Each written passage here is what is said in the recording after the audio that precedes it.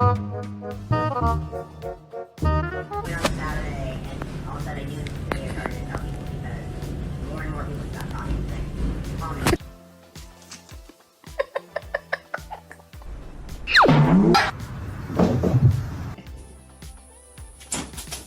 Oh, Mr. Cat. Que estaba durmiendo. Ay, no puedo ver. Off the bed, dude. And we. Oh my god.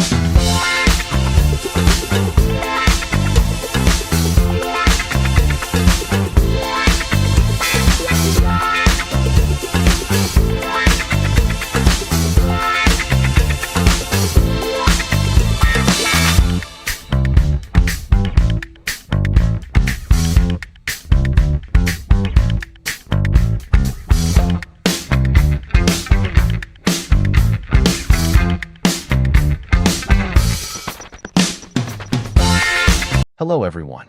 Thank you for being here today. I'm excited to share a heartwarming story with you titled, The Evening Feast of Furry Royals.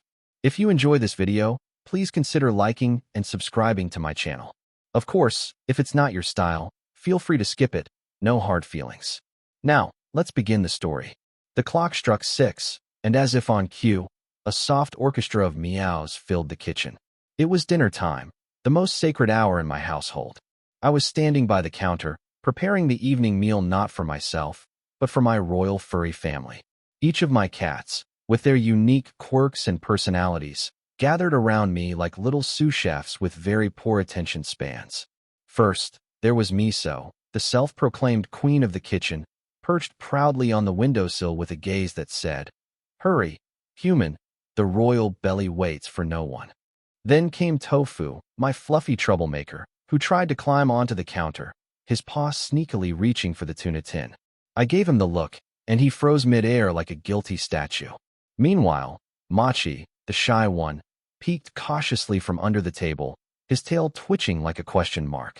I had carefully measured each portion, just the right amount of kibble, a spoonful of wet food, and a drizzle of chicken broth. You'd think I was plating dishes for a five-star restaurant rather than feeding a bunch of tiny, fur-coated chaos machines. Still, in my house, dinner for the cats was a ritual. As I placed each bowl in its designated spot, I could feel their excitement building like a rising symphony of purrs and impatient mews. When I finally said, "Dinner's ready," it was as if I had opened the gates to a grand feast. The cats charged forward, tails high and proud. The sound of soft munching and purring filled the air, and for a few minutes, the house was at peace. just the rhythmic harmony of happy bellies being filled. While the cats ate, I leaned against the counter and watched in amusement. Tofu devoured his food as if it might escape if he blinked. His little nose was deep in the bowl, making snorting noises that were, frankly, unbecoming of a gentleman cat. Beside him, Miso ate gracefully, pausing every few bites to look around as if judging the other's lack of table manners. Machi, on the other hand, took his time, nibbling quietly like a monk in deep meditation. Every cat had a personality that reflected a different kind of hunger. Tofu's was passion, Miso's was elegance, and Machi's was mindfulness. Watching them eat was oddly satisfying, like watching a perfectly balanced ecosystem in motion. Halfway through, Tofu finished his meal and immediately began plotting how to steal Miso's leftovers. He crouched low, tail flicking mischievously. But Miso, ever the sharp-eyed queen, hissed softly and gave him a glare that could curdle milk. Tofu backed off instantly, pretending he had only been stretching. I couldn't help but laugh.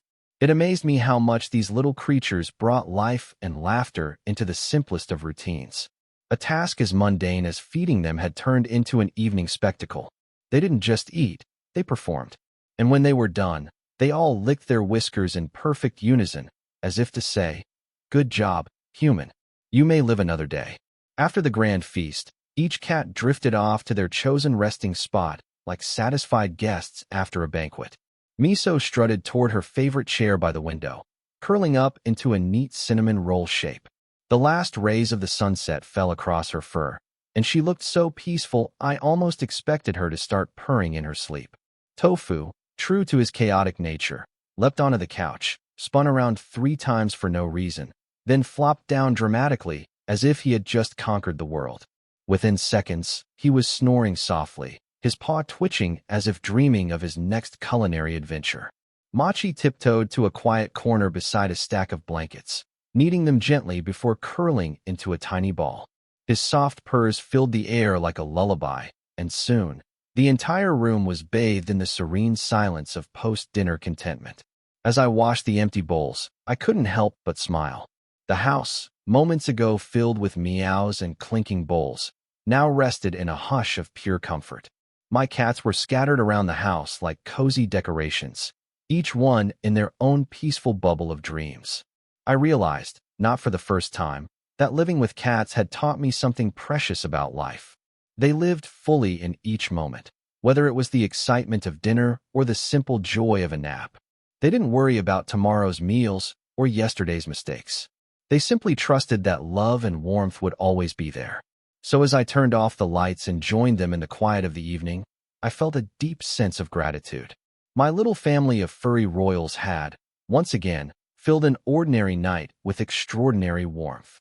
And though I was technically their caregiver, I couldn't help but feel that they were the ones who truly took care of me, teaching me to find joy in small rituals, laughter in chaos, and peace in stillness.